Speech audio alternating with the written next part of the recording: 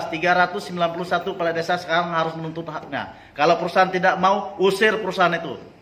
Usir. Saya minta semua desa yang ada seluruh Batan Sintang ini lawan. Karena kita mau percaya siapa? Dewan tidak bisa kita percaya, bupati tidak bisa kita percaya. Rakyat sekarang bertindak. Rakyat bertindak. Karena mereka sekarang sudah menjadi penjahat di sini, bukan lagi membangun kita. Kasih sudah membuat suatu peraturan, ya pemerintah daerah. Tetapi perusahaan sampai detik ini tidak ada menindaklanjuti, ya peraturan yang dibuat oleh pemerintah daerah tentang tanah kas desa, ya tidak ada. Tapi saya lihat pemerintah Hongkong takut dia mencabut izin perusahaan yang melanggar ini. Ada apa? Berarti kan ada udang di balik batu. Pemerintah kok takut dengan perusahaan? Sebagai kepala otonom di sini, bupati kok takut dengan perusahaan? Ada apa? Yang dirugikan rakyatnya loh. Dia jadi bupati, jadi dewan itu karena rakyat yang milih. Kok takut dengan perusahaan? Kurang gaji kah? Maka saya minta kepada penegak hukum ini turun tangan.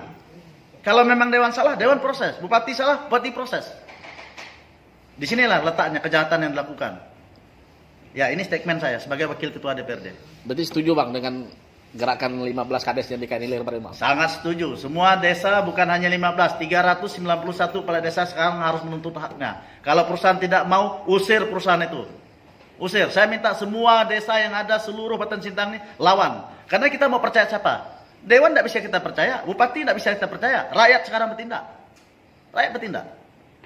Karena mereka sekarang sudah menjadi penjahat di sini, bukan lagi membangun kita. Nah, lahan masyarakat yang sudah ada sepikat mereka sekarang mereka petunkan. Mereka petunkan. Nah, ini satu kejahatan yang sangat memalukan sekali. Betapa rakusnya mereka ingin menguasai tanah, air, masyarakat yang ada di daerah perbatasan. Nah, ini satu penjajahan yang luar biasa. Maka saya minta kepada penegak hukum, kepada para hakim dimanapun berada, ya kita sama-sama ya sekali saya sampaikan bahwa para hakim dimanapun berada digaji oleh rakyat, bukan digaji oleh perusahaan. Hak rakyatnya mereka gugat. Nah sekarang mereka melakukan kejahatan dengan HGU yang mereka rampas dengan tanpa proses administrasi, dengan maladministrasi, diam penegak hukumnya, diam para hakimnya. Ingat bahwa hakim, penegak hukum digaji oleh rakyat, bukan oleh Permata Lestari Jaya, bukan oleh perusahaan ini. Dan untuk diketahui bahwa kami masyarakat adat yang ada di daerah perbatasan baru gabung ke Indonesia ini, baru bentuk Indonesia ini, baru 76 tahun. Kami ada itu belum ada Indonesia. Kami sudah ada sejak lama. Masyarakat adat Bugau, Kumpang, Mandau yang ada itu belum ada Indonesia, sudah ada struktur di sana. Sudah ada hak milik tanah di sana yang dimiliki secara adat.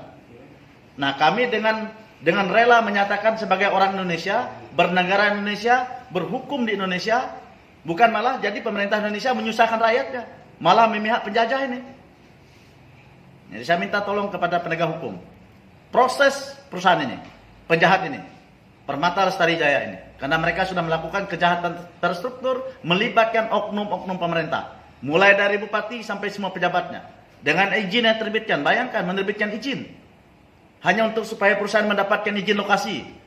Ada kawasan hutan menjadi hutan lindung, rakyat disusahkan hanya untuk kepentingan perusahaan.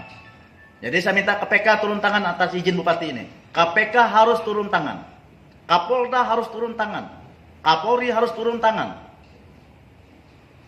Kalau memang anda ini sebagai abdi negara.